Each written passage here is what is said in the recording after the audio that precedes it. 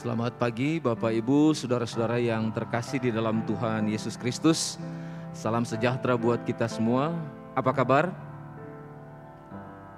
Apa kabar? Selamat pagi. Kita bersyukur memuji Tuhan pagi hari ini oleh karena kebaikan dan kasih-Nya yang luar biasa buat kita semua. Pagi ini kembali kita diizinkan oleh Tuhan untuk bisa bersama-sama berbakti dan memuliakan nama Tuhan. Saya menyambut dari mimbar, selamat datang, selamat bergabung, selamat berbakti dalam suasana yang penuh dengan sukacita pagi hari ini. Biar kiranya kita senantiasa memuliakan dan mengagungkan nama Tuhan kita Yesus Kristus. Demikian yang sedang menyaksikan dari rumah, selamat datang, selamat bergabung. Biarlah suasana damai sejahtera pada pagi hari ini membawa kita menjadi satu tubuh Kristus yang meninggikan nama Tuhan Yesus Kristus. Pagi ini ada beberapa informasi penting yang perlu Bapak Ibu Saudara ketahui untuk kita bisa dengarkan bersama-sama. Pertama, gereja mengucapkan selamat ulang tahun kepada saudara kita Jemaat Bethlehem yang berulang tahun. Saudara Ronald Tumangger 4 Juni, Ibu Rosalina 5 Juni, Bapak Dudu Abdurrahman 5 Juni, Ibu Rina 6 Juni, Saudara Acep Gunawan 6 Juni, Saudari Irani Ilin Horubu 6 Juni, Saudari Yap Limiati 9 Juni, Saudara Immanuel Divo Sanjaya 9 Juni, Saudari Agnes Olivia 9 Juni, Bapak Surya Wijaya 9 Juni, Saudari Ratna Cempaka Asri 9 Juni, Saudari Jocelyn Chelsea Wijaya 9 Juni, Bapak Mulyadi Kurniawan 10 Juni. Kepada saudara-saudara sekalian yang berulang tahun, kami menyapa dan menyampaikan selamat ulang tahun, selamat berbahagia. Kiranya di usia yang luar biasa Tuhan anugerahkan, nama Tuhan senantiasa dimuliakan dan diagungkan. Pagi ini ada yang berulang tahun hadir, mari maju ke depan, kita akan berdoa bersama-sama.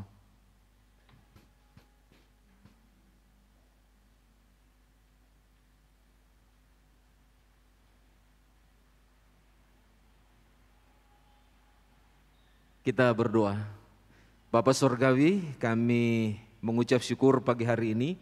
Dalam suasana kebaktian kami menyerahkan ke dalam tangan-Mu untuk Pak Surya dan juga Ilin yang hari ini Tuhan boleh berkati dengan usia yang luar biasa dalam hidup mereka. Kami letakkan hidup mereka ke dalam tangan-Mu, biarlah Engkau campur tangan dan senantiasa membuka jalan atas setiap pergumulan dan segala kerinduan-kerinduan mereka, sehingga nama-Mu saja yang dibesarkan, diagungkan dalam kehidupan baik Pak Surya maupun Ilin dalam keseharian mereka. Dan dalam keluarga mereka Tuhan juga memberkati dan memberi yang terbaik sehingga kehidupan keluarga mereka mendatangkan sukacita dan kebahagiaan. Terima kasih Bapa, biarlah kehidupan rohani mereka semakin hari semakin dalam, semakin bertumbuh dan membawa kemuliaan bagi Tuhan dan jadi berkat bagi keluarga, bagi gereja, dan bagi bangsa kami. Terpujilah Engkau Tuhan. Di dalam nama Yesus Kristus kami berdoa. Haleluya. Amin.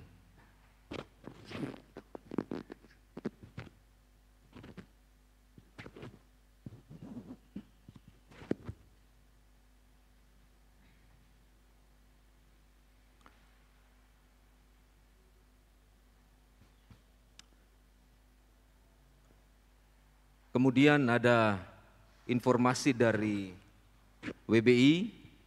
WBI akan mengadakan persekutuan pada hari Jumat 16 Juni 2023 jam 17.30 dengan tema Superwoman.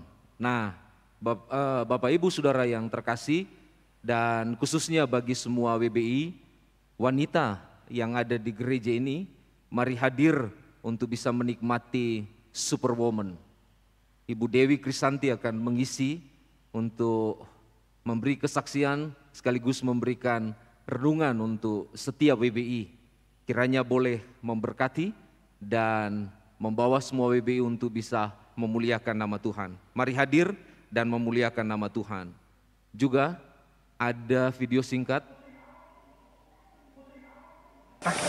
Putri malu. Malu. Kenapa Putri malu? Soalnya kita pemalu tapi banyak orang yang tahu.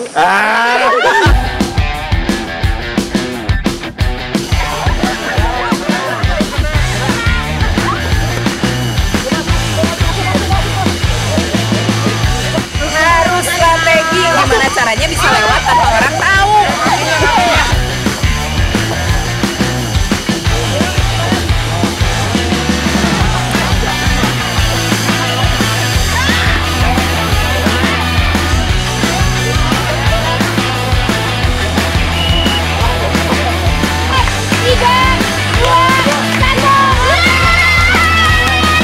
Putri salju, liur ay.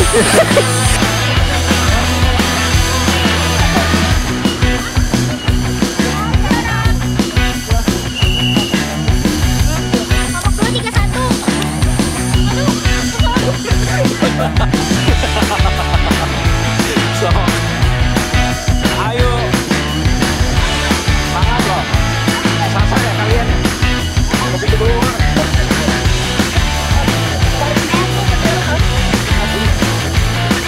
25120 adalah ayat satunya A.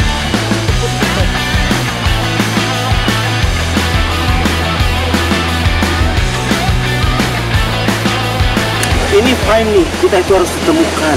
Temukanlah saya. Saya ingin ditemukan meskipun saya sulit ditemukan. Maknanya dalam mencari sesuatu harus punya usaha, tekad yang kuat dan kerjasama. Itu carilah kebenaran dan kebenaran itu akan memerdekakan kamu. Aye, mantap. Dibaptis kok saya dibaptis. Nggak dihitung ya, nggak dihitung ya.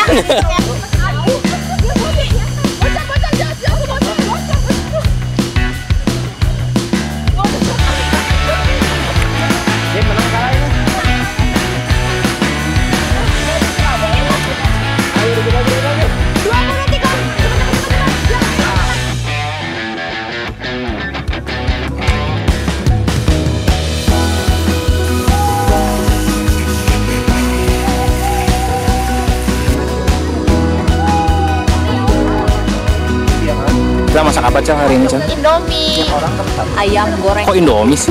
Iya, ini Indomie campur ayam. Dimasak teriyaki ada, nanti kalau misalnya teriyakinya nggak cukup dipasak ayam bumbu bisa, Wah, ayam tepung bisa, di grill juga bisa. wis gila, jago masak di sini berarti ya? Ada chefnya. Oh, ada ibu-ibu berarti Iya. ya?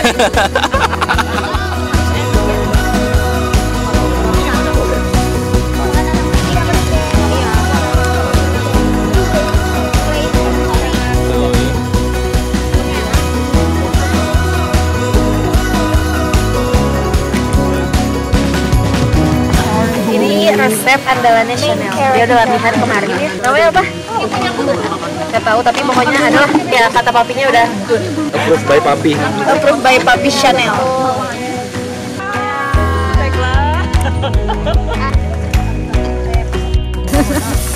Saya aja Sang. Hai, apa? Chicken.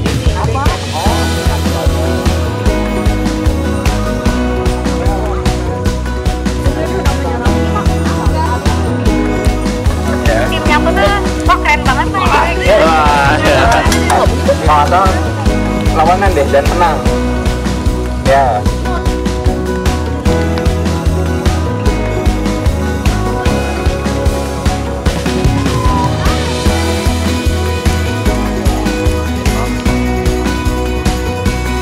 Supaya komunitas kami seperti api unggun ini bisa menyala dan orang bisa melihat dan ada kehangatan dalam komunitas kami. Orang-orang yang kesepian, orang-orang yang tidak tahu arah, ketika melihat komunitas kami begitu hangat, mereka akan tertarik dan akan banyak.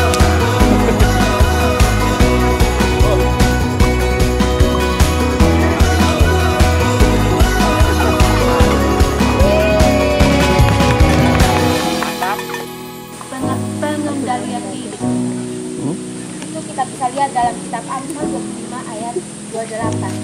Meskipun demikian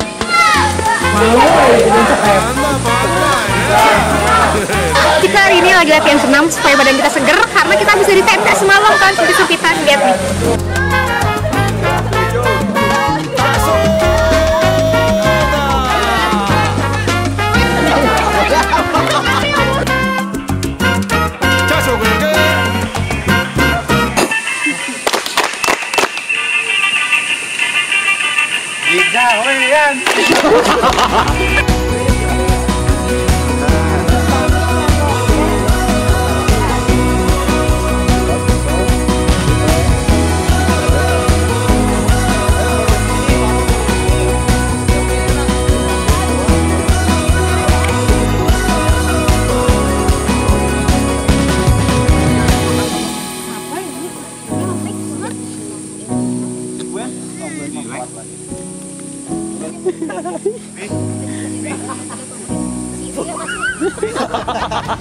Masih jadi teko.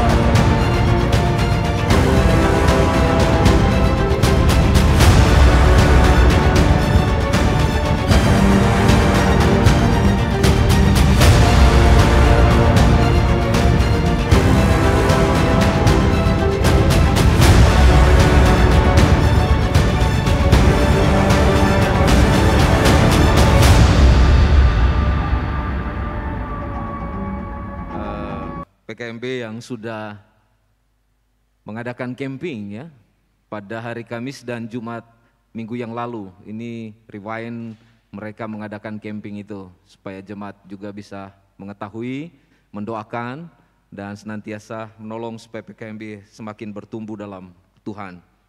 Dan saya juga mau menginformasikan bahwa jangan lupa pada hari Rabu besok jam 17.30 kita ada kebaktian tengah minggu atau kebaktian doa di ruangan ini. Dimohon pada semua jemaat, mari hadir, kita ambil bagian dalam kebaktian doa Rabu. Juga ada rapat perancang pada hari Jumat tanggal 9 Juni 2023 dan rapat urusan gereja setelah kebaktian umum 2 akan diadakan pada Minggu 11 Juni 2023. Demikian informasi yang bisa saya bagikan pada pagi hari ini. Tuhan memberkati kita semua, kita berdiri bersama-sama, kita berdoa. Terpujilah Engkau Bapa Surgawi, Allah yang baik dalam hidup kami. Pagi hari ini kami sungguh bersyukur, berterima kasih karena sungguh luar biasa pemeliharaan dan penyertaan-Mu dalam hidup kami. Kami boleh merasakan dan boleh mengalami dengan pertolongan dan penjagaan yang indah yang Kau nyatakan dalam hidup kami. Dan pagi ini Kau boleh izinkan kami untuk bersama-sama menikmati hadirat-Mu dalam kebaktian satu di gereja ini. Kami berdoa dan meletakkan kebaktian yang pertama ini ke dalam tangan kasih-Mu. Di dalam nama Yesus Engkau memberkati dan menyertai kebaktian pagi hari ini, sehingga kebaktian ini mengagungkan dan memuliakan nama-Mu. Terpujilah Engkau Bapa. Di dalam nama Yesus Kristus kami berdoa dan bersyukur. Haleluya. Amin. Silakan duduk kembali. Tuhan memberkati kita semua.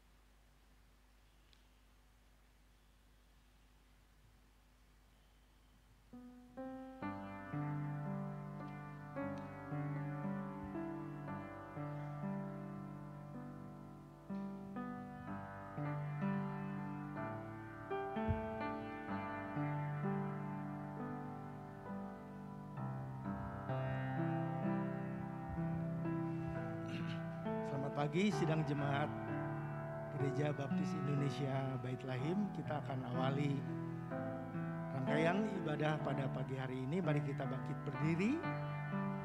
Saya akan membacakan ajakan berbakti dari Yeremia pasal 17 ayat 7 dan 8 berbunyi demikian.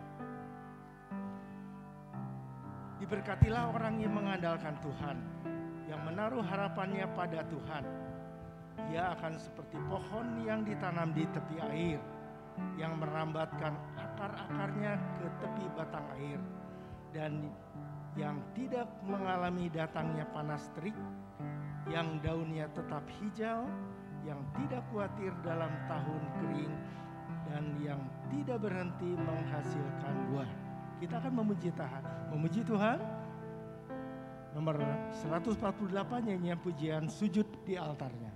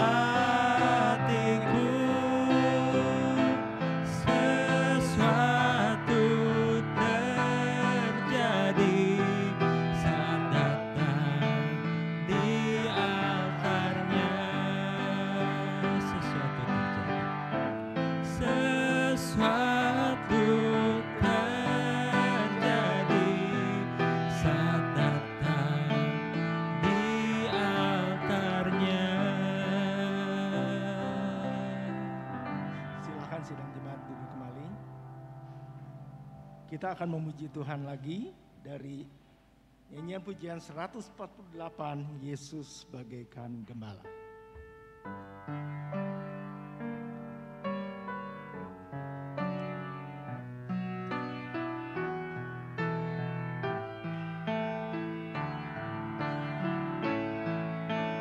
Yesus bagaikan gembala,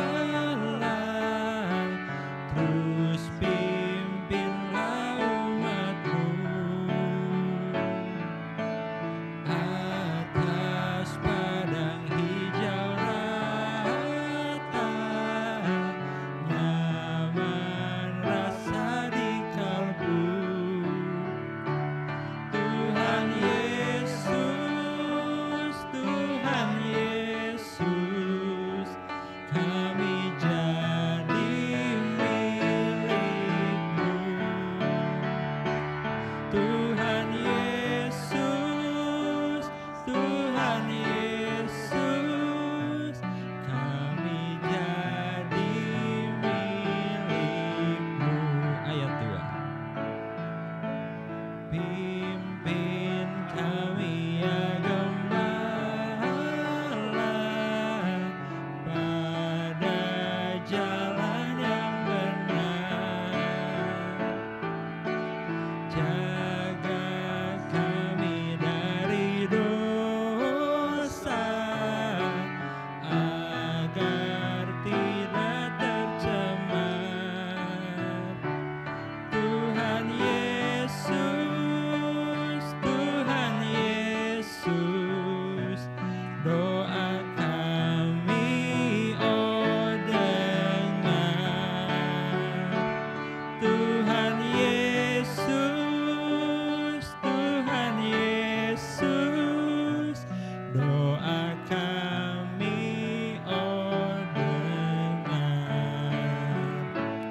Tuhan Yesus, Tuhan Yesus, doa kami oh dengar. Tuhan Yesus, Tuhan Yesus, doa kami oh dengar.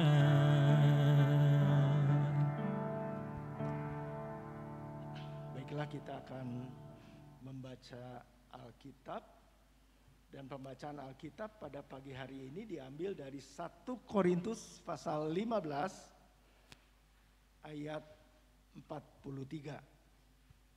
1 Korintus pasal 15 ayat 43. Kita akan membaca bersama-sama. 2, 3. Ditaburkan dalam kehinaan, dibangkitkan dalam kemuliaan, ditaburkan dalam kelemahan, dibangkitkan dalam kekuatan. Firman Tuhan ini akan mendasari khotbah pada pagi hari ini yang berjudul makna dibangkitkan dalam kekuatan. Mari kita akan memuji Tuhan lagi sebagai persiapan kita untuk doa syafaat. Kita akan menyanyi Bapa yang kekal.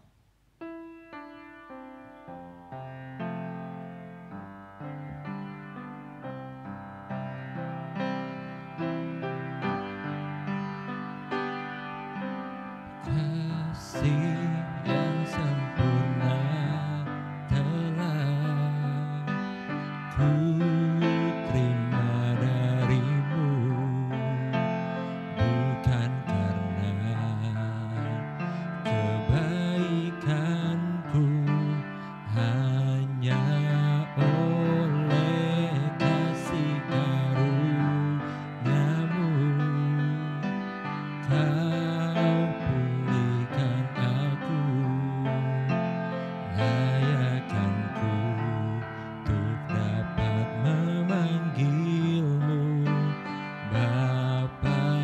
Kau beri yang ku pinta, saat ku mencari ku mendapatkan.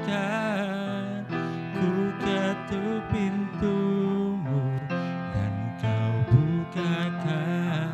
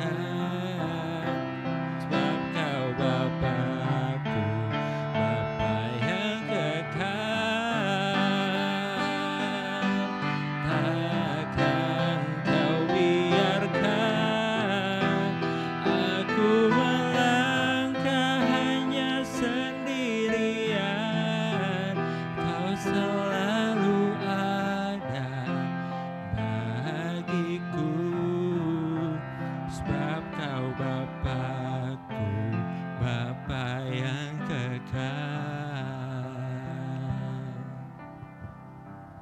Mari Bapak Ibu Saudara, kita satukan hati kita di dalam doa. Bapa di dalam surga, dikuduskanlah nama-Mu. Kami mengucap syukur ya Tuhan, untuk setiap kebaikan yang boleh kami nikmati dalam kehidupan kami. Ampuni segala dosa dan kesalahan kami ya Tuhan. Layakanlah kami untuk meminta dan memohon kepada Tuhan di dalam doa yang kami panjatkan ini.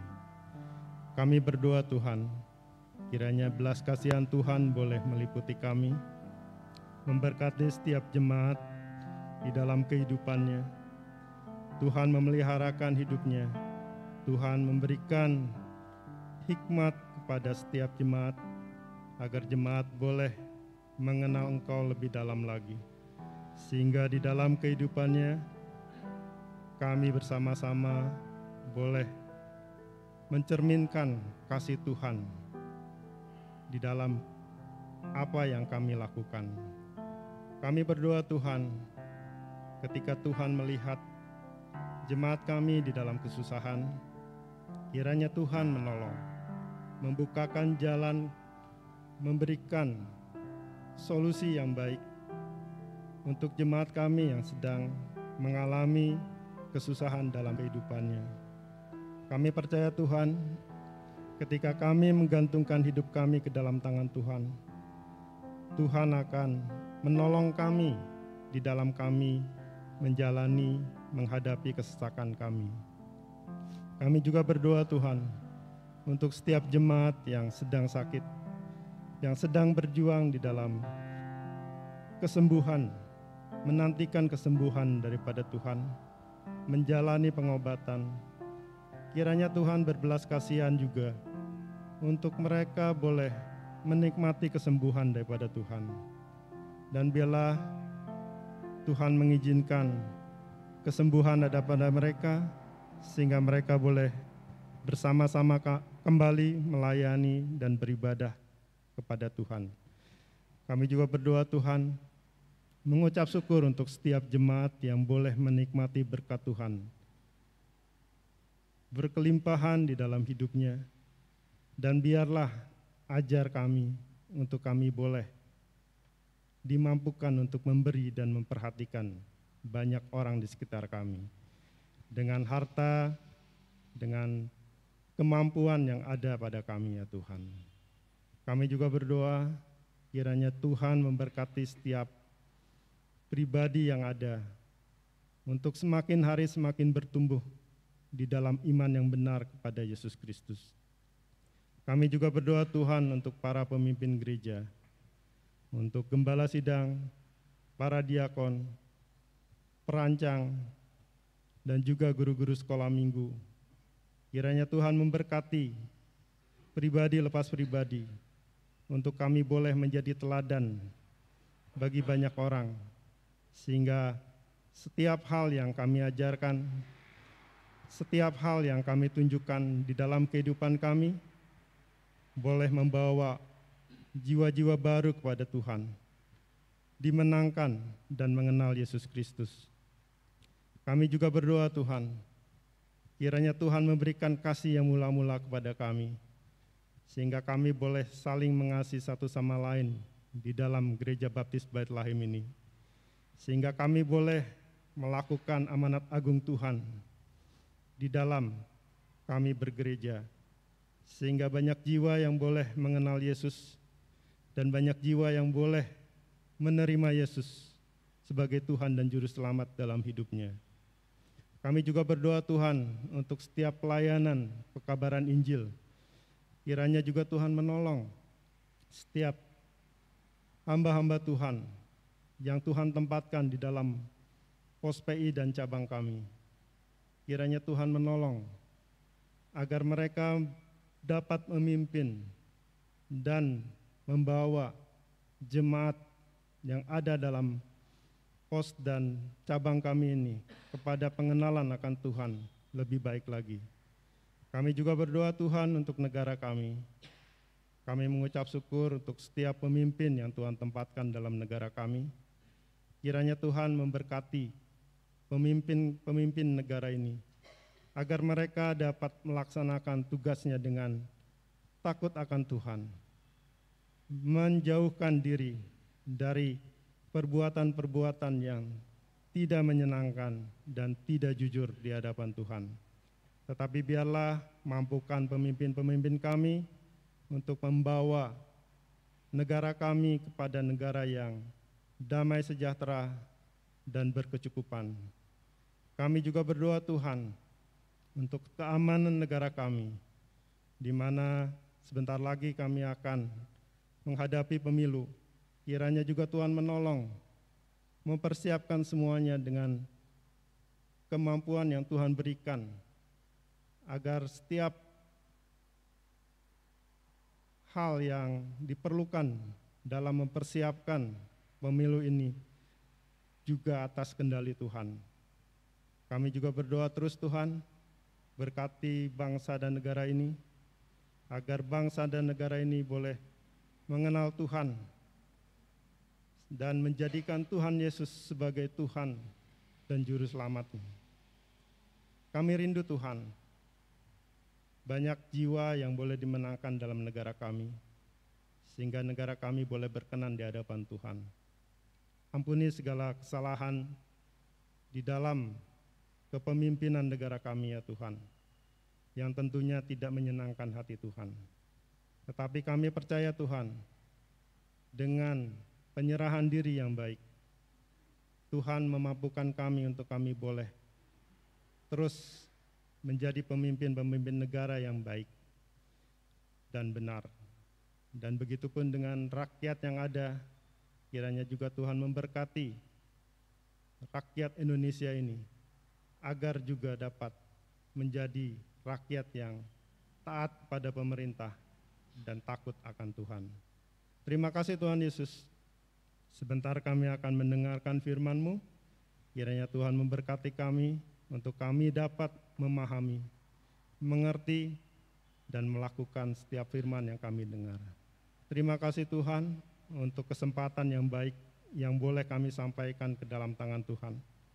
Biarlah Tuhan membukakan belas kasihan kepada kami untuk mendengarkan dan mengabulkan setiap doa-doa kami ini. Di dalam nama Yesus Kristus kami telah berdoa. Amin.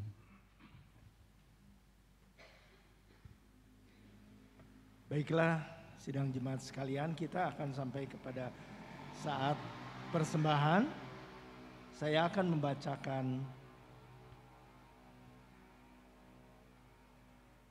ayat pengantar persembahan dari Mazmur pasal yang keempat, ayat ke-6 berbunyi demikian. Persembahkanlah korban yang benar dan percayalah kepada Tuhan. Silakan sidang untuk memberikan persembahan ke depan dan kita akan menyanyi.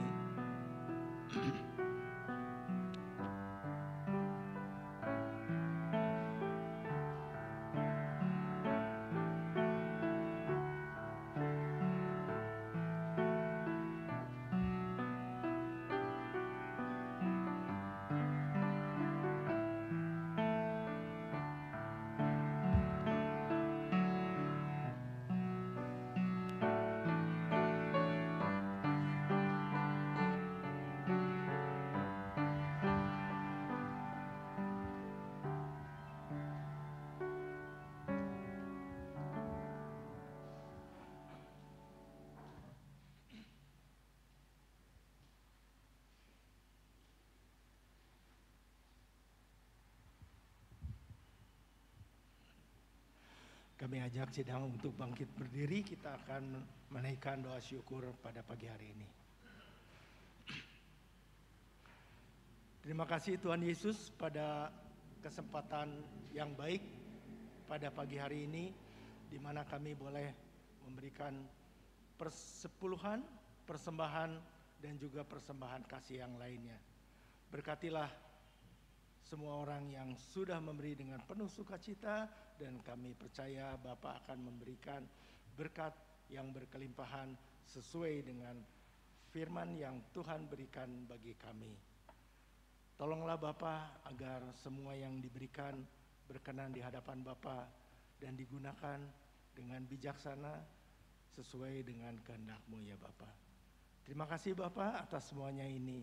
Di dalam nama Tuhan Yesus kami berdoa. Amin. Silakan sidang untuk duduk kembali. Kita akan mendengarkan khotbah pada pagi hari ini yang berjudul Makna Dibangkitkan dalam Kekuatan, yang akan disampaikan nanti oleh gembala sidang kita. Nah, namun kita akan persiapkan dengan sebuah nyanyian pujian, Jadikan Aku Pancaran Berkat.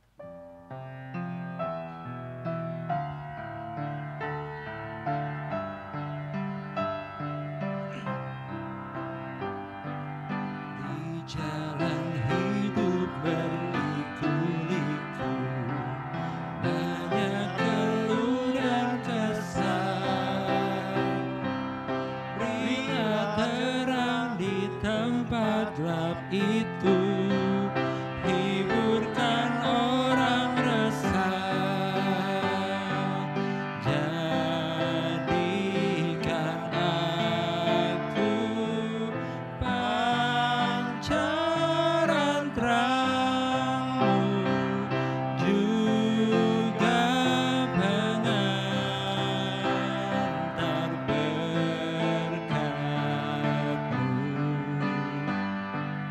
Jadikan aku, ya Yesus Tuhan, pancaran berkat bagi sekalian. Hai, beritakan kisah kasih Tuhan dan pengampunan penuh. Pasti orang lain diyakinkan oleh kehidupan-Mu. Jadikan aku pancaran terang-Mu, juga pengantar berkat-Mu.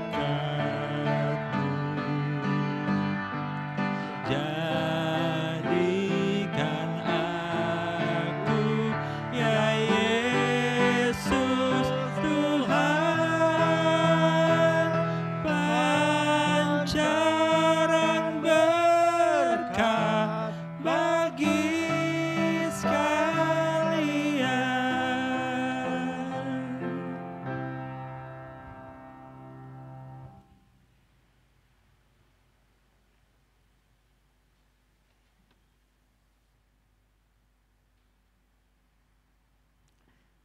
Kita berdoa bersama-sama.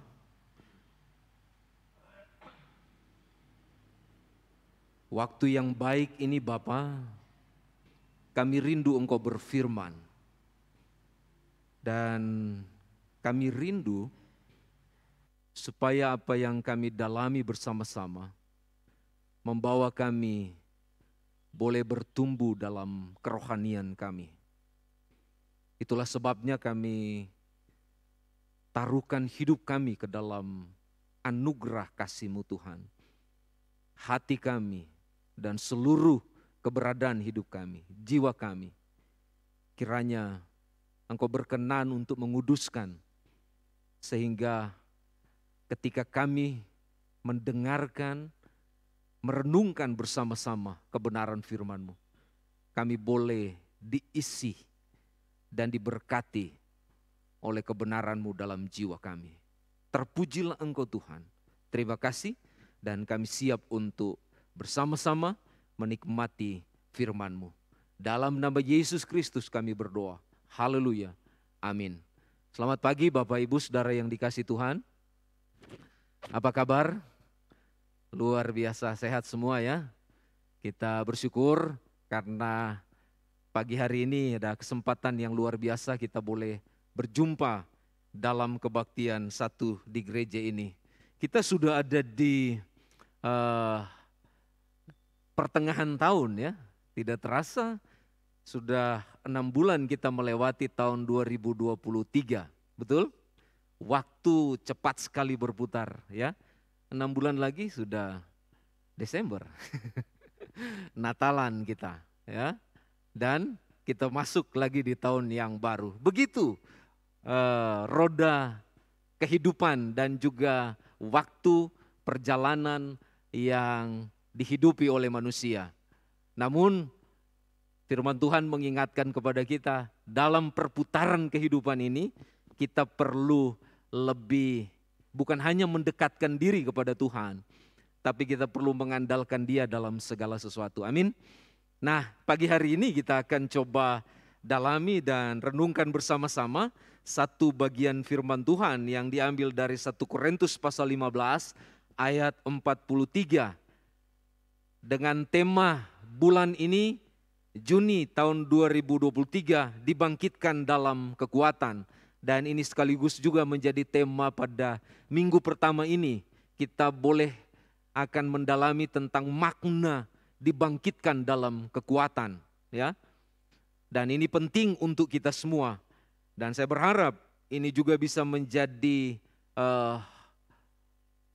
dorongan bagi kita, nasihat bagi kita, tetapi juga pegangan hidup dalam hidup kita sebagai orang-orang yang percaya kepada Tuhan Yesus Kristus. Firman Tuhan berkata begini di dalam ayat 43. Ditaburkan dalam kehinaan, dibangkitkan dalam kemuliaan, ditaburkan dalam kelemahan, dibangkitkan dalam kekuatan. Ya. Tujuan tema ini adalah, next kita lihat tujuan temanya supaya kita bisa memahami bagian ini.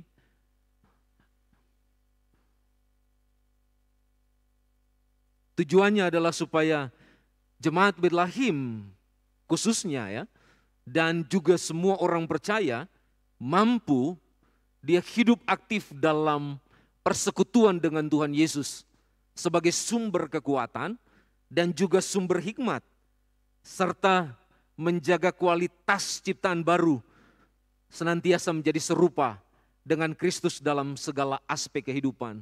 Kenapa tema ini ada di bulan ini? Dan juga tujuan ini menjadi arahan bagi kita supaya kita tetap kuat dan tetap semangat dalam melayani dan mengasihi Tuhan.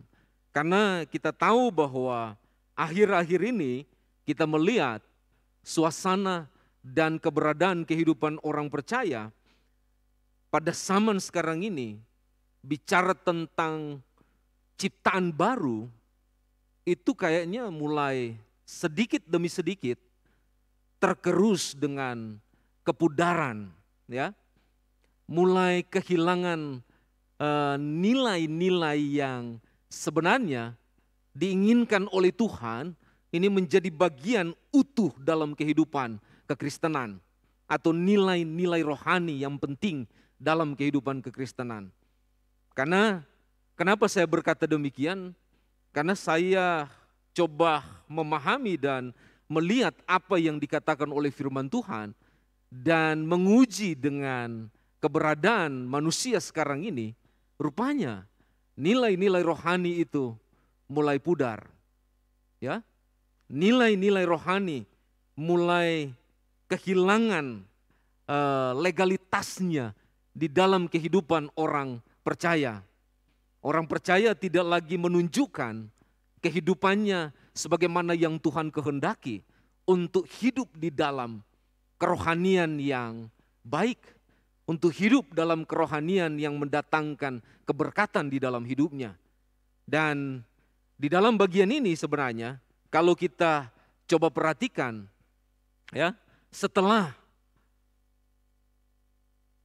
Kisah pasal 2 terjadi, kalau kita lihat tentang gereja mula-mula, ada banyak hal yang terjadi di dalam kehidupan kekristenan saat ini.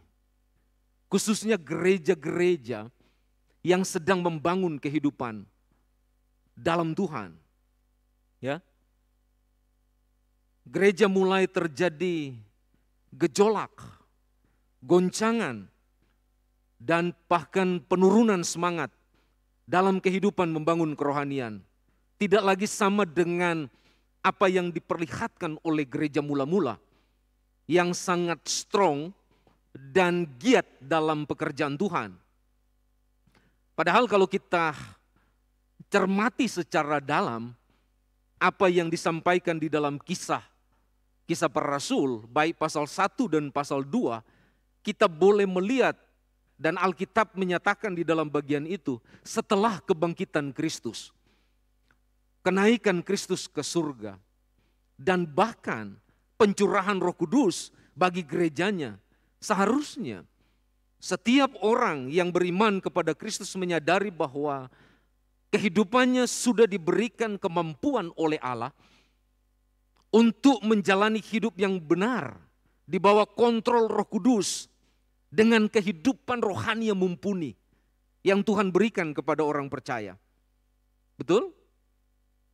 Tetapi kalau kita perhatikan, ini yang terjadi sekarang ini, kalau saudara baca di slide, saudara akan tahu bahwa gereja sekarang ini mulai kehilangan nilai-nilai rohani yang mumpuni. Kehidupan gereja mulai tidak rohani, sehingga banyak orang Kristen menjadi lemah dan rapuh dalam kehidupannya sehari-hari. Ya, dan itu kita bisa lihat dalam, mungkin kalau sekarang kita bisa bandingkan dengan dalam kehidupan berkeluarga. Orang tua kadang tidak jadi berkat buat anak, anak kadang tidak mengasihi orang tua, menghormati orang tua. Suami istri kadang lalai dalam menjalankan kasihnya yang sudah dia komitmenkan ketika dia diberkati di gereja. Ketika dia menyerahkan hidupnya bersama pasangannya kepada Tuhan. Nilai-nilai kasih yang seharusnya menjadi dasar dalam kehidupan keluarga mulai kehilangan pijakan. Ya, mulai pudar dalam berkeluarga, apalagi dalam bergereja. Kalau kita lihat, orang datang ke gereja, yang penting mereka datang menikmati hadirat Tuhan, memuji Tuhan, tapi setelah itu pulang. Sampai di rumah, apa yang dialami? Ada yang berkata begini kepada saya, pendeta saya pulang ke gereja kosong, nggak dapat apa-apa. Coba bayangkan, kenapa mereka tidak mendapatkan apa-apa? Karena ini yang terjadi, ya. Ada nilai-nilai rohani yang pudar dalam kehidupan seseorang, ya. Padahal kalau kita lihat dalam Alkitab, ketika kita beriman kepada Kristus, harusnya nilai itu bertambah, ya, berkembang. Itulah yang disebut dengan pertumbuhan. Namun yang terjadi adalah bukan dia bertambah, tapi dia berkurang. Nah, inilah yang saya ingin sampaikan kepada saudara. Yang terlihat di dalam kehidupan orang-orang zaman sekarang, ya. Dan hal ini kalau kita lihat, ini menjadi ancaman yang sangat serius dalam kehidupan kekristenan kita. Kalau misalnya nilai-nilai rohani ini pudar. Nilai-nilai rohani ini tidak menjadi landasan yang kokoh dalam kehidupan orang-orang yang beriman kepada Kristus. Nah, salah satu pelajaran penting dalam kehidupan kita sekarang ini, kalau kita lihat apa yang dialami oleh jemaat Korintus. Ya. Kalau kita perhatikan di dalam 1 Korintus pasal 15 ini, kita akan menemui bagaimana jemaat Korintus mereka sedang mengalami pergumulan yang sangat sukar dalam kehidupan mereka. Di mana iman mereka terganggu.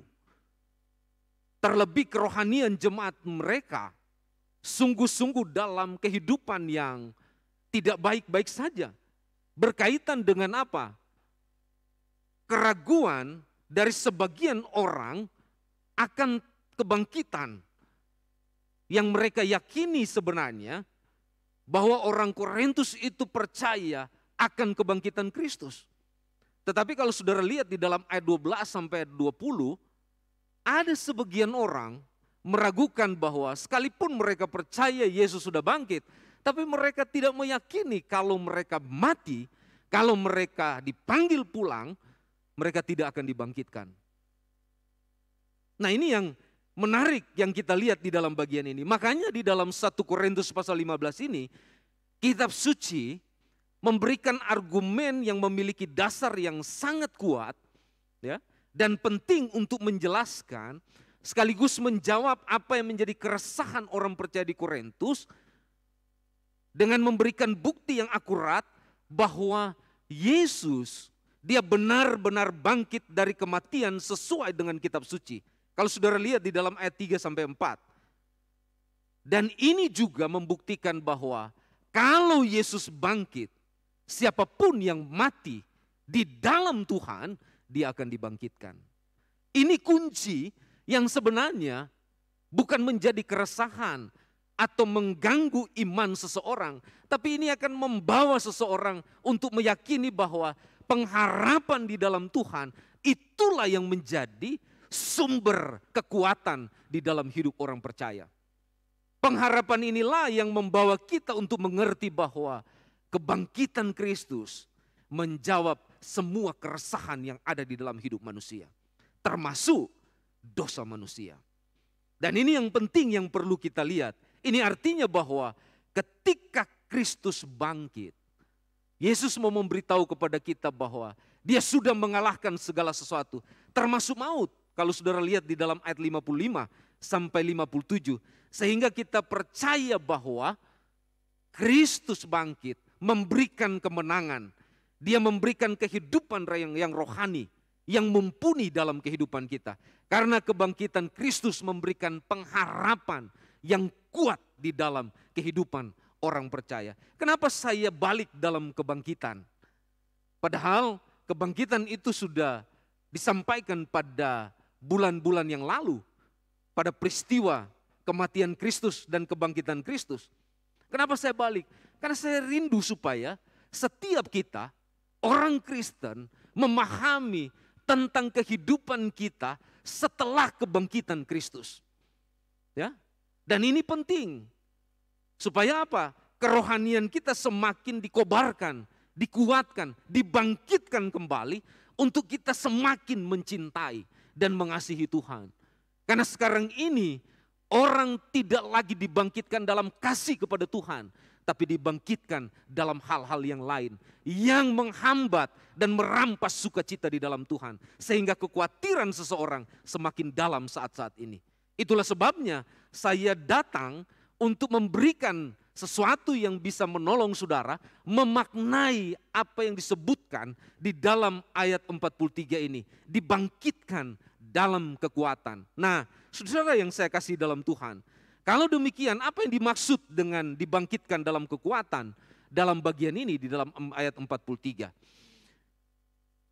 Ini penting untuk kita tahu, ya. Kalau di slide saya sebutkan begini, tidak ada lagi prinsip dosa atau apa ini?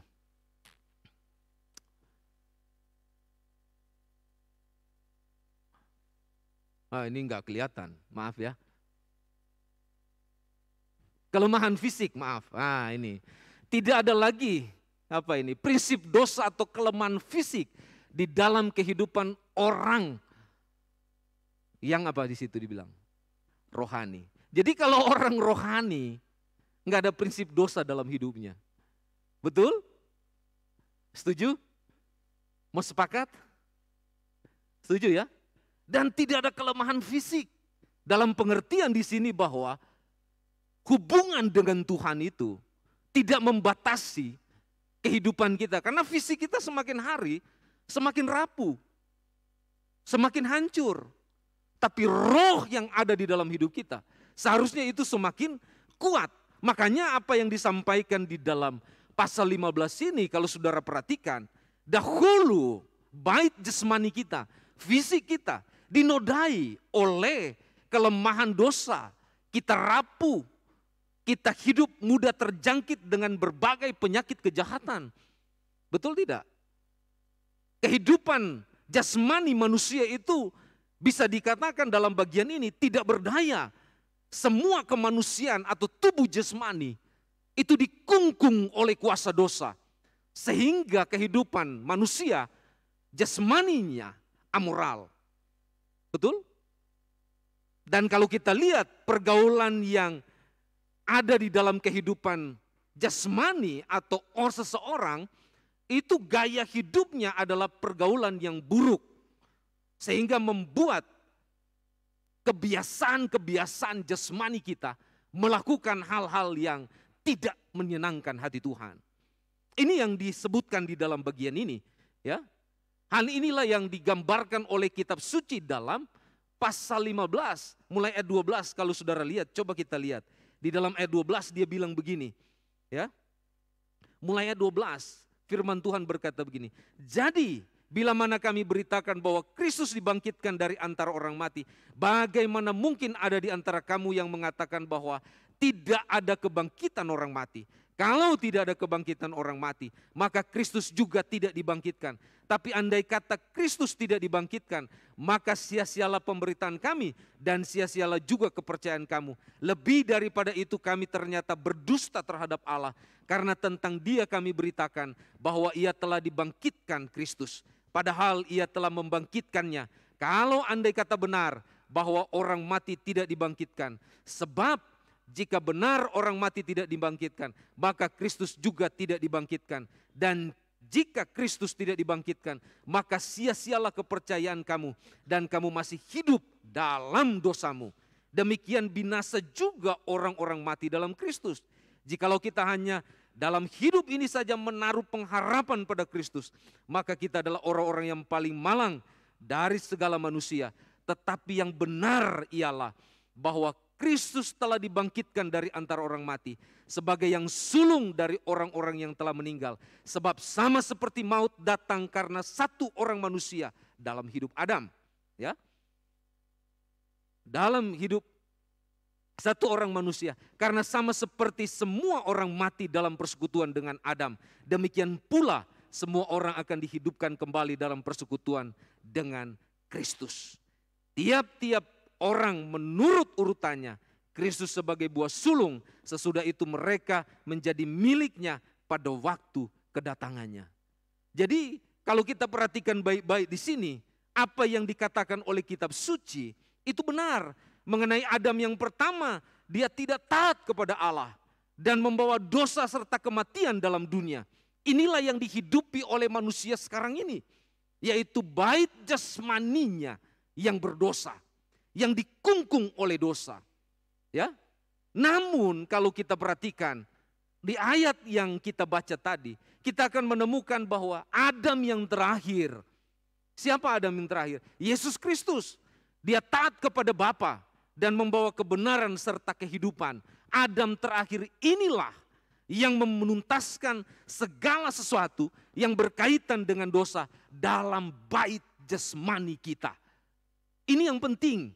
Makanya ajaran dalam bagian ini kalau kita lihat bahwa kehidupan orang di dalam Kristus, ia memiliki kehidupan rohani. Hidupnya di mana menjadi baitnya Kristus. Di baitnya tidak lagi dinodai dengan dosa. Nah ini penting ya. Tetapi menjadi rohani di mana kehidupannya Allah berkarya di dalamnya. Allah berperan di dalamnya. Allah yang mengontrol, mengendalikan dalam hidupnya. Jadi kalau kita perhatikan di dalam bagian ini, apa yang disampaikan oleh Paulus kepada jemaat di Korintus mengingatkan kepada kita bahwa bait yang kita hidupi sekarang ini sudah diselesaikan oleh Tuhan. Di atas kayu salib, pada kematiannya, dosa tidak lagi berkuasa. Itulah sebabnya bait yang kita hidupi sekarang ini, yang tinggal dan berkarya bekerja di dalam hidup kita adalah Kristus. Itu yang disebutkan di dalam Galatia 2 ayat 20. Namun bukan aku lagi yang hidup di dalam daging yang kuhidupi sekarang ini, tetapi atau melainkan Kristus yang hidup di dalam kehidupanku. Coba bayangkan. Ini penting. Ini artinya bahwa tidak, ini yang saya maksud. Tidak ada lagi prinsip dosa atau kelemahan fisik yang ada di dalam kehidupan kita. Ya. Tetapi yang ada adalah kehidupan yang rohani. Kehidupan yang seperti inilah yang cocok dengan kehidupan surgawi. Amin. Cocok kehidupan surgawi. Karena kerajaan Allah yang disediakan oleh Allah bagi orang percaya itu disediakan untuk kehidupan yang rohani. Bukan bait jasmani kita yang terdiri dari darah dan daging. Tapi dari tubuh kehidupan rohani. Inilah yang ditekankan oleh Paulus di dalam bagian ini untuk menjawab apa yang menjadi keresahan dari jemaat Korintus tentang ada sebagian orang yang tidak mempercayai kebangkitan. Makanya Alkitab menyatakan di dalam bagian ini bahwa kalau Kristus bangkit, orang yang mati di dalam Tuhan sekalipun akan dibangkitkan. Dan ini juga yang menjadi dasar bagi kita, kehidupan yang sekarang ini yang kita masih hidup di dunia ini. Untuk kita membangkitkan kembali gairah kita untuk mengasihi Tuhan. Karena gairah ini jangan sampai pudar dalam hidup kita. Ada banyak orang Kristen gairah mengasihi Tuhan, mencintai Tuhan, menaati Tuhan, setia kepada Tuhan, hilang. Cuman karena apa? Kondisi, keadaan, situasi yang terjadi baik di dalam keluarga, di gereja maupun di luar, dalam dunia kerja dan usaha, itu menghambat, memudarkan kasih kepada Tuhan. Ada banyak yang seperti itu. Itulah sebabnya pagi ini kenapa saya bicara tentang bagian ini. Karena kehidupan kita yang Tuhan rindukan adalah kita dibangkitkan dalam kehidupan yang sesungguhnya bersama dengan Tuhan. Ya. Pertanyaannya buat kita adalah apa yang harus kita lakukan dalam memaknai dibangkitkan dalam kekuatan. Wah, sudah ada di slide. Ayat 50 bilang begini. Coba kita lihat. Firman Tuhan berkata begini. Saudara-saudara, inilah yang hendak kukatakan kepadamu, yaitu bahwa daging dan darah, apa dibilang di situ? Daging dan darah apa? Tidak mendapat bagian dalam kerajaan, dan bahwa yang binasa tidak mendapat bagian dari apa yang tidak binasa. Ya? Itu artinya apa? Artinya apa? Hidup kita harus rohani. Karena yang rohani ini yang cocok dengan surgawi. Kalau enggak rohani, cocok enggak kita dengan surga? Enggak. Yesus bilang begini, di dalam Yohanes pasal 14 ayat 19. Sebab aku hidup, kamu pun akan hidup. Sekarang ini, kitab suci mengatakan kepada kita bahwa sudah tiba saatnya orang percaya harus membangun dan meningkatkan kehidupan rohaninya. Jangan diam. Ya. Jangan abaikan hal ini. Karena membangun kehidupan rohani itu, ini yang dituntut oleh Tuhan kepada kita. Supaya kehidupan kita berkualitas atau berbobot sesuai dengan standar yang Tuhan taruh dalam hidup kita. Karena kalau kita tidak bangun dan tingkatkan kehidupan rohani kita, berarti kita tidak mau menerima asupan-asupan rohani dan juga hal-hal yang bersifat rohani untuk mendidik, memperbaiki, dan membangun kehidupan kita.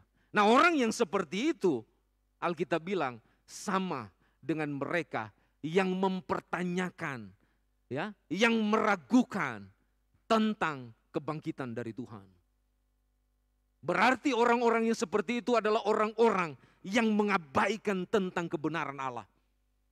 Saya berharap kita semua yang mendengarkan pagi hari ini sungguh-sungguh dapat memahami bagian ini. Karena gaya hidup yang rohani itu adalah, next kita lihat di dalam bagian ini. Ya, ini penting bagi kita. Nah, semuanya saja. Nah, ini ada 4 di sini.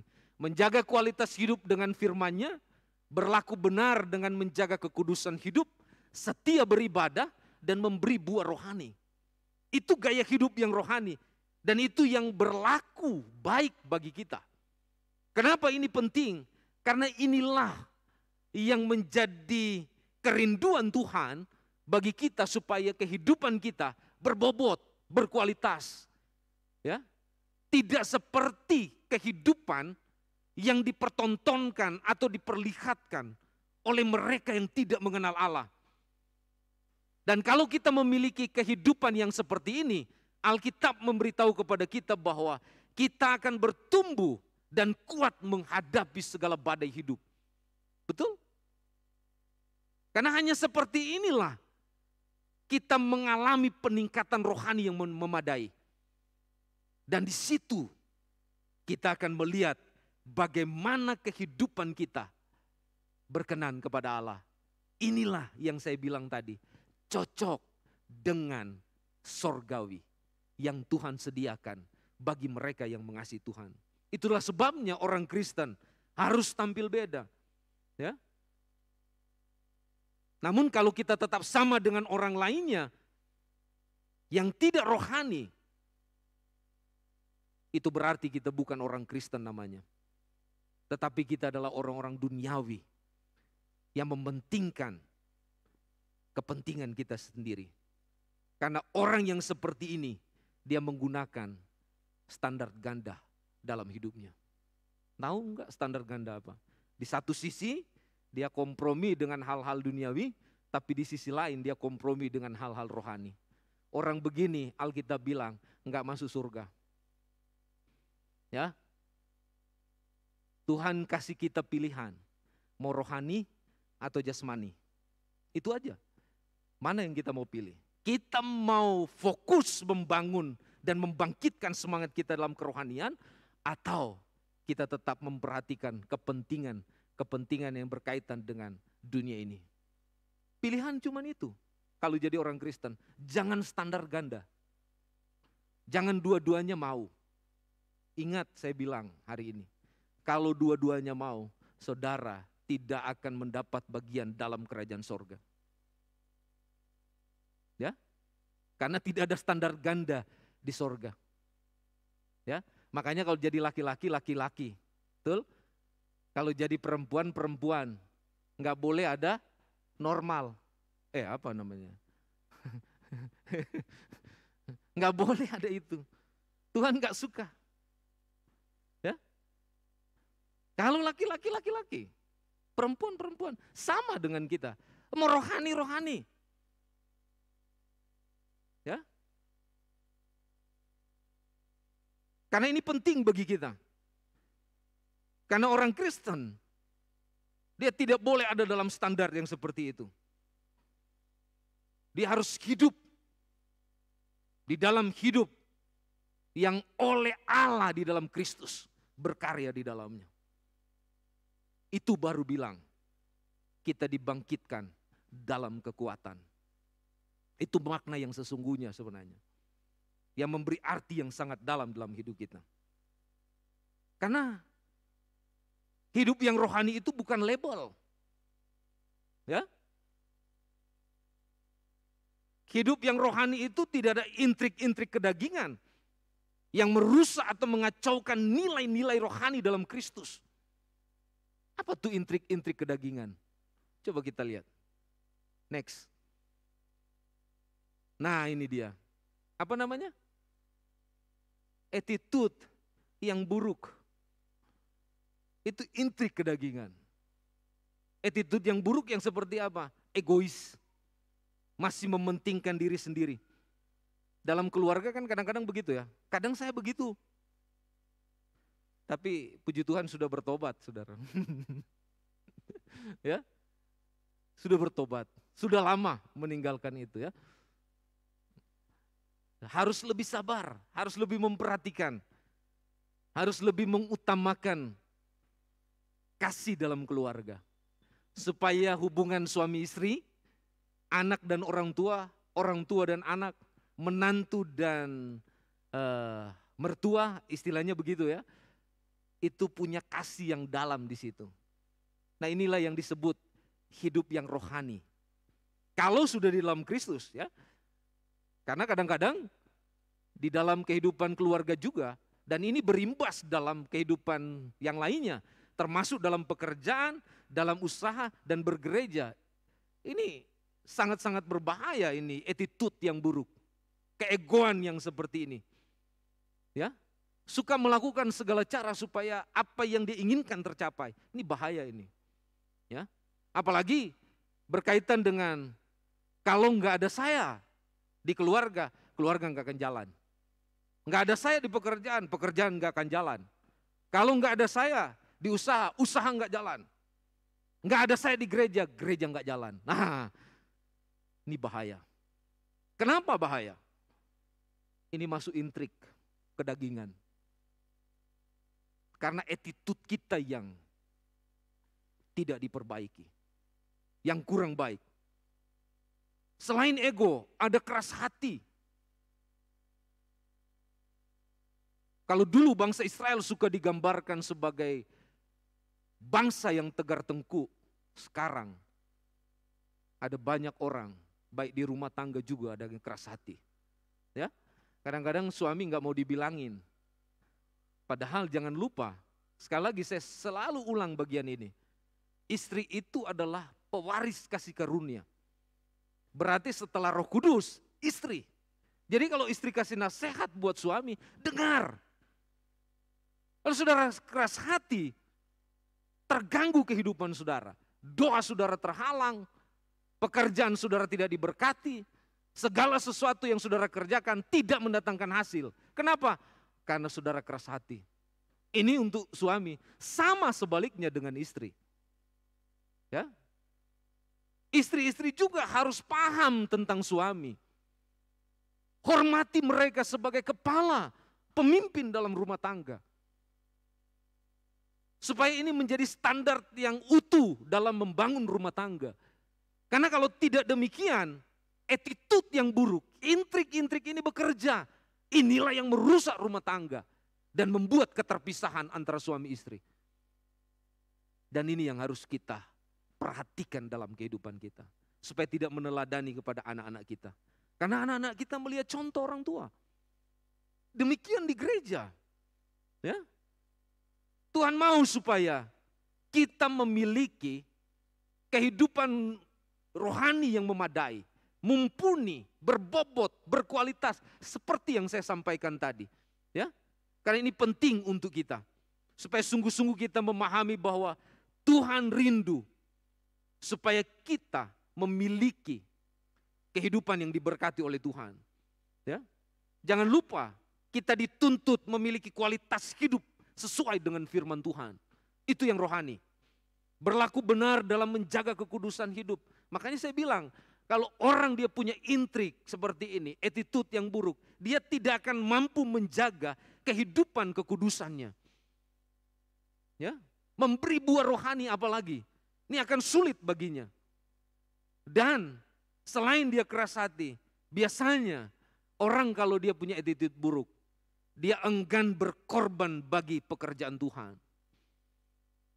Ya, dengar baik-baik. Dia enggan berkorban bagi pekerjaan Tuhan. Berkorban di sini tidak hanya berkaitan dengan uang saudara, tenaga saudara, tetapi waktu saudara kepada Tuhan. Saya mau kasih ingat pada saudara, ada banyak orang prinsip begini, healing-healing, jalan-jalan. Mereka lebih mengutamakan jalan-jalan daripada mengutamakan Tuhan. Saudara, kalau saudara lebih seperti ini, ya, saudara tidak punya waktu dengan Tuhan, attitude saudara buruk. Bukan saya melarang healing-healing, silakan itu hak saudara. Tapi kalau saudara orang Kristen, saudara harus beri waktu buat Tuhan. Karena itulah yang membangun rohanimu. Itulah yang menguatkanmu. Itulah yang memberi jalan keluar kepada saudara. Itulah yang memberkati saudara. Ya?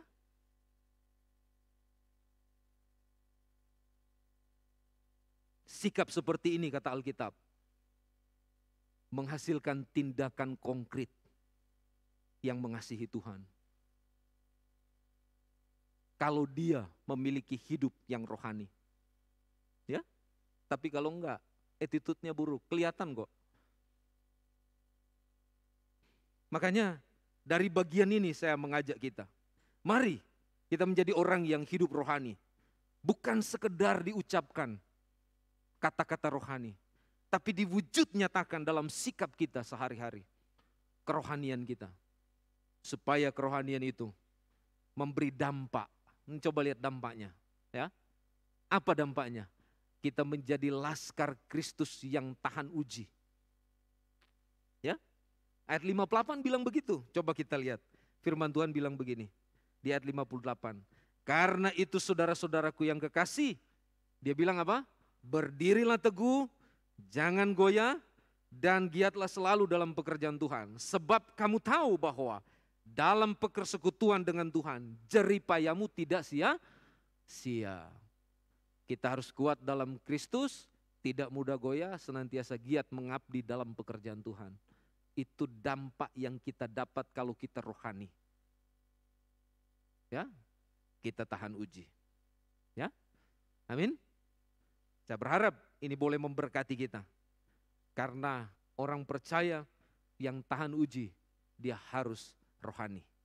Ya, inilah makna dibangkitkan dalam kekuatan yang disampaikan dalam 1 Korintus pasal 15 ayat 43.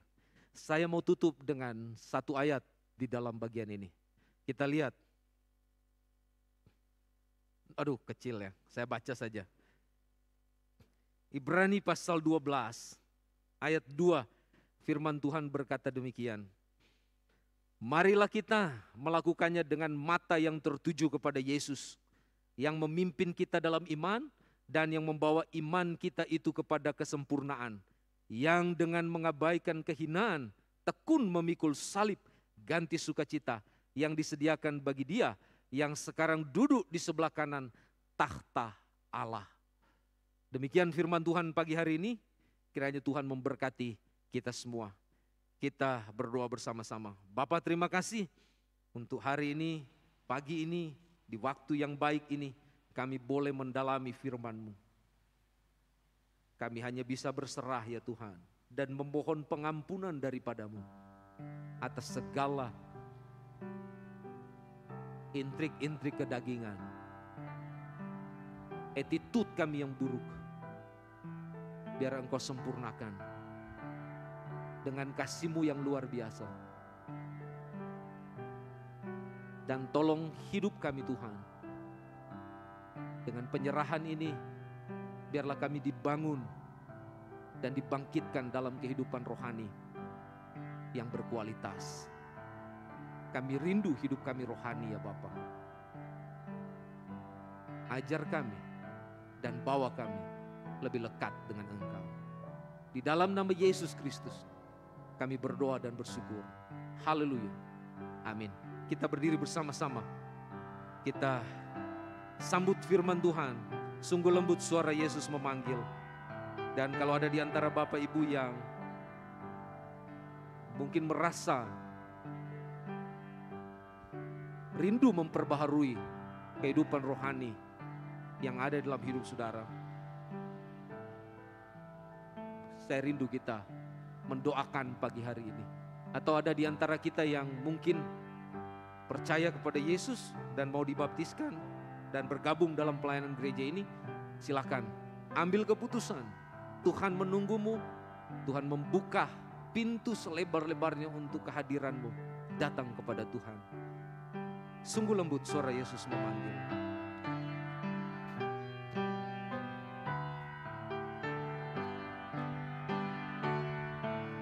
Sungguh lembut suara Yesus memanggil, panggilan bagi engkau. Lihatlah Dia di pintu menunggu, sambutan bagi engkau.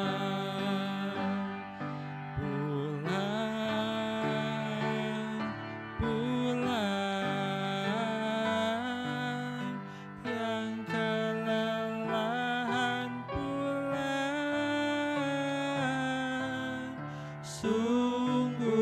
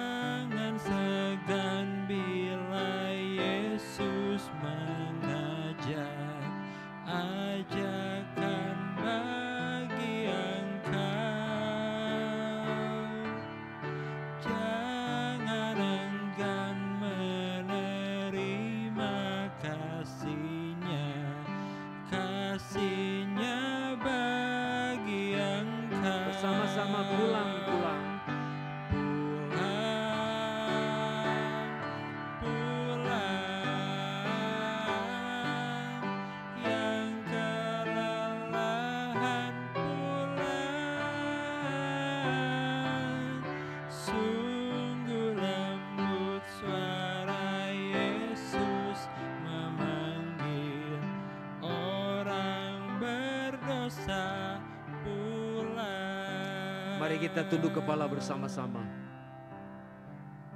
Ambil waktu sejenak, beberapa detik ke depan. Mari saudara bicara kepada Tuhan.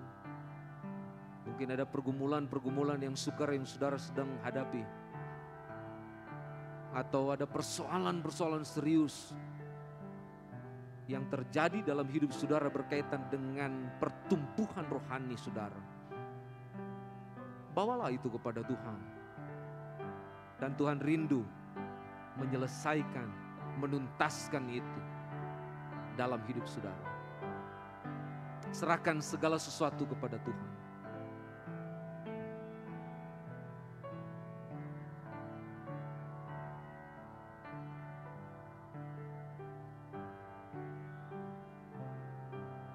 Bapa, terima kasih. Hari ini kami boleh sungguh-sungguh merasakan hadirat-Mu yang indah dalam kebaktian pertama di gereja kami. Dan kami bersyukur kami boleh disegarkan dengan firman-Mu. Dan biarlah firman yang kami boleh dengarkan pagi hari ini menggugah hati kami untuk kami bangkit dalam kerohanian yang berbobot, dalam kerohanian yang berkualitas dalam hidup kami, sehingga kehidupan kami menjadi pribadi yang tahan uji dalam menghadapi segala sesuatu di dunia yang semakin hari semakin tidak memberi jaminan yang baik dalam hidup kami. Terima kasih banyak Tuhan. Kami serahkan hidup kami ke dalam tangan-Mu.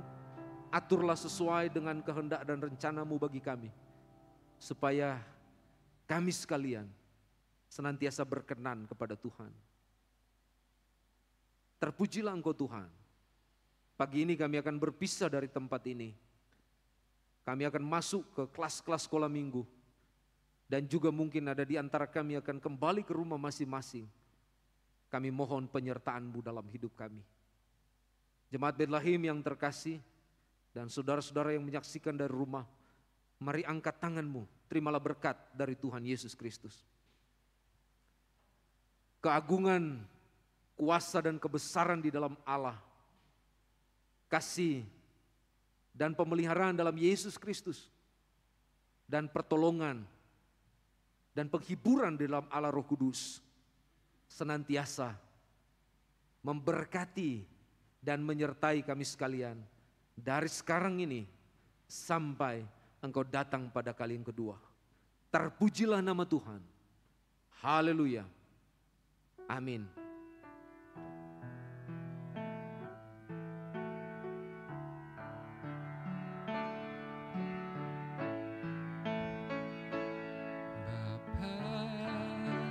Sentuh hatiku, ubah hidupku menjadi yang baru, bagai emas yang murni.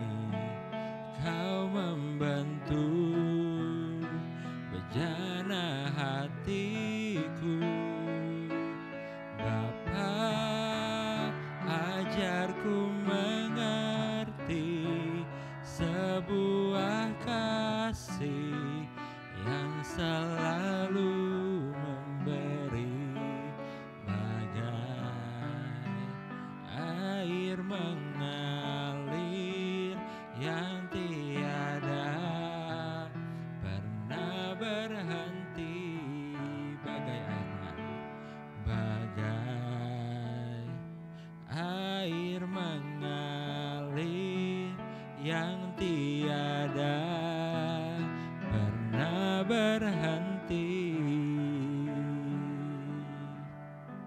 Sidang silakan duduk, kita akan saat teduh sejenak.